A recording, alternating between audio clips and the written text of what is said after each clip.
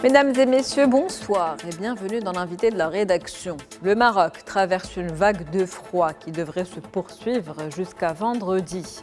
Les températures minimales oscillent entre -8 et -2 degrés Celsius et maximales entre 0 et 6 degrés Celsius. En cause, une dépression atmosphérique accompagnée de masses d'air polaire provenant de la Méditerranée. Nous allons en parler ce soir avec vous, Khadija Kabidi. Vous êtes docteur et ingénieur à la Direction générale de la météorologie. C'est un plaisir de vous recevoir ce soir. Merci de m'avoir invité sur votre plateau.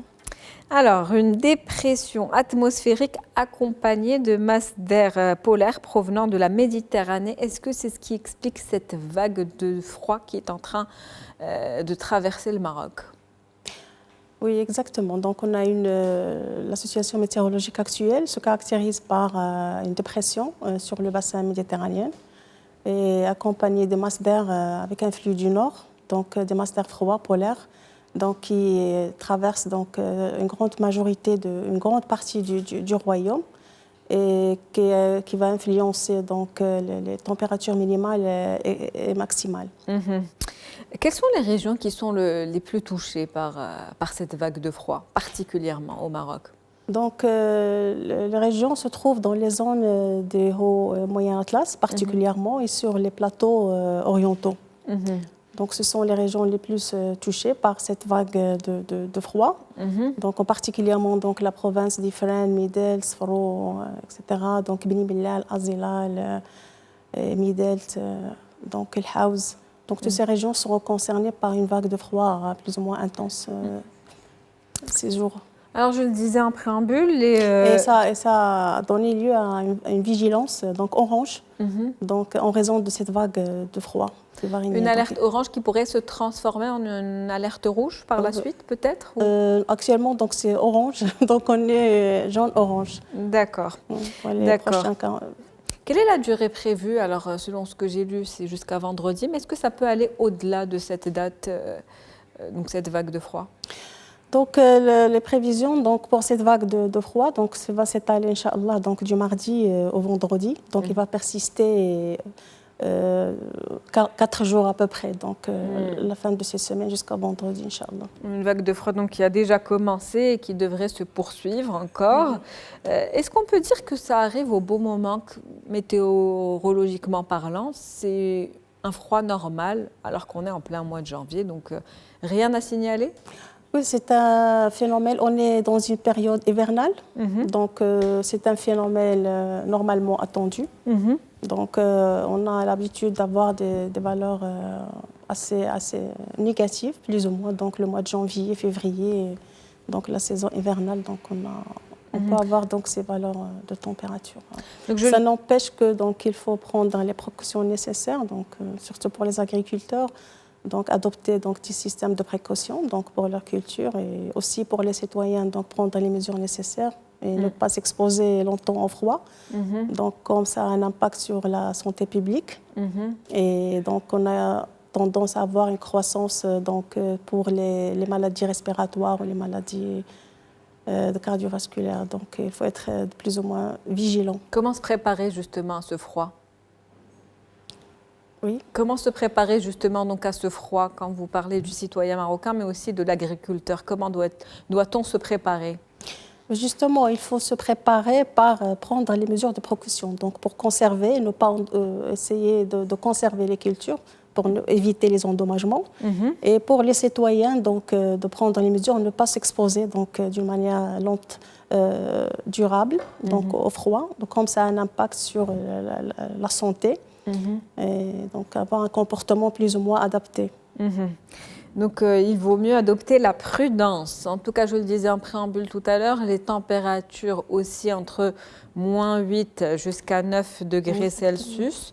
Est-ce que c'est la fourchette pour cette semaine, en tout cas, selon les prévisions? Oui, ça dépend des régions. Donc, pour les régions que j'ai citées au début, donc les provinces d'Ifrane, Midel, Bni Mellal, Khenifra, etc.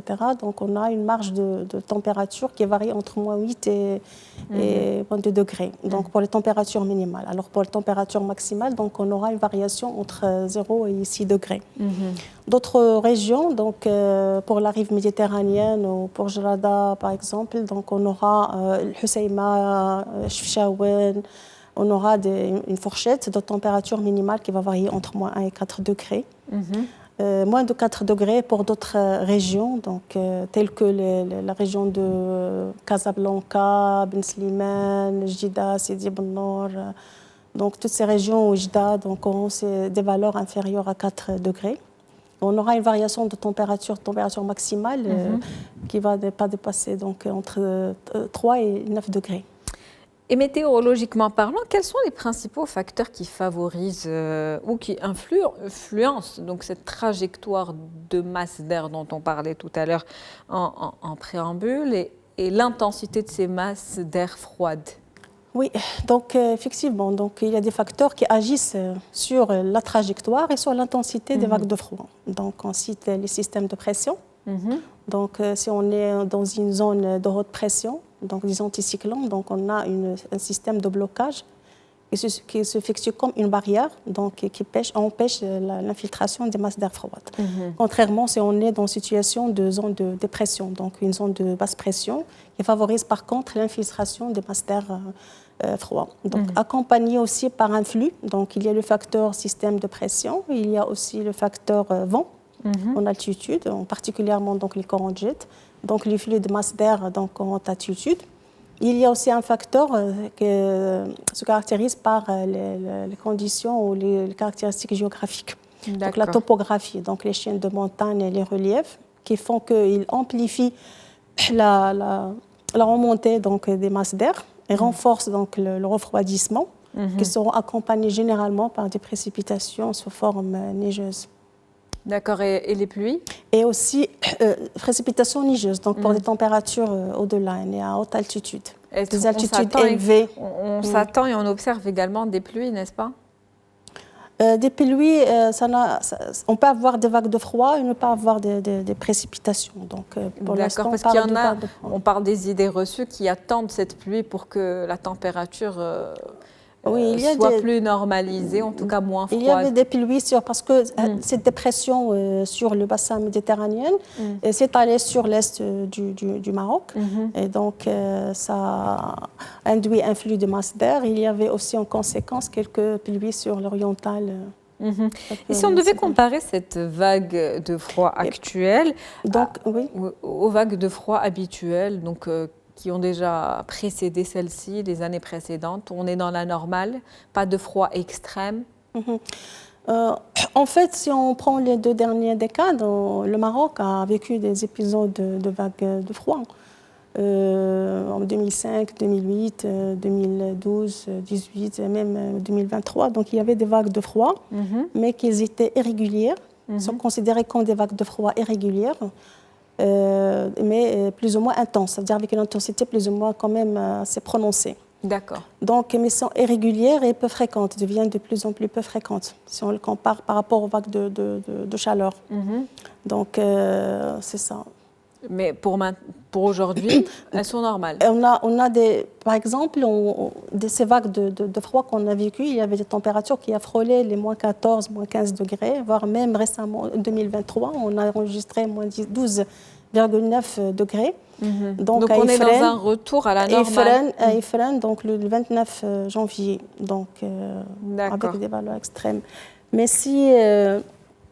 si on parle ça à l'échelle mensuelle ou à l'échelle saisonnière, donc on peut avoir des fluctuations négatives, des anomalies négatives, ça veut dire des valeurs qui sont inférieures à la normale. On peut les avoir, mais ce n'est pas d'une manière ni fréquente. Alors que pour la tendance annuelle, à l'échelle annuelle, on a une tendance vers la hausse des températures. On a de plus en plus des années plus chaudes. Donc ce n'est pas une année en tout cas plus chaude que les années précédentes, au contraire. On vient de commencer l'année 2025, mais pour l'année 2024, les conclusions de l'Organisation météorologique mondiale, donc récemment, donc, confirment que l'année 2024 a été l'année la plus chaude jamais enregistrée, donc avec une anomalie positive de plus de 1,55. Donc légèrement supérieure à la valeur cible de l'accord de Paris qui est de 1,5. Et si on prend l'année 2000, bon ça c'est à l'échelle planétaire, le Maroc fait partie. Donc on vit la même chose les dernières années consécutives, des années de plus en plus chaudes. Et 2024, on avait 79% des jours qui sont avec des valeurs supérieures à la normale. Donc 279 jours avec des valeurs qui sont supérieures à la normale. D'accord. Donc on a de plus en plus une pente qui continue progressivement positive. Vous l'avez dit, donc 2024, une année d'anomalie positive. Donc c'est sur ces derniers termes, en tout cas, qu'on conclut cet entretien avec vous, Madame Khadija Kabidi. On est en mi-janvier, donc on espère que d'ici les 2-3 prochains mois, on ne vivra pas de période de froid qui soit trop extrême et qu'on reste dans la norme comme on l'est aujourd'hui. C'était un plaisir de vous recevoir avec nous. Je rappelle que vous êtes docteur et ingénieur à la Direction générale de la météorologie. C'était un plaisir. Merci encore une fois, un plaisir partagé. Merci pour toutes ces précisions. C'est la fin donc de l'invité de la rédaction pour ce soir. On se retrouve demain avec un nouvel invité et un nouveau sujet. Merci pour votre fidélité.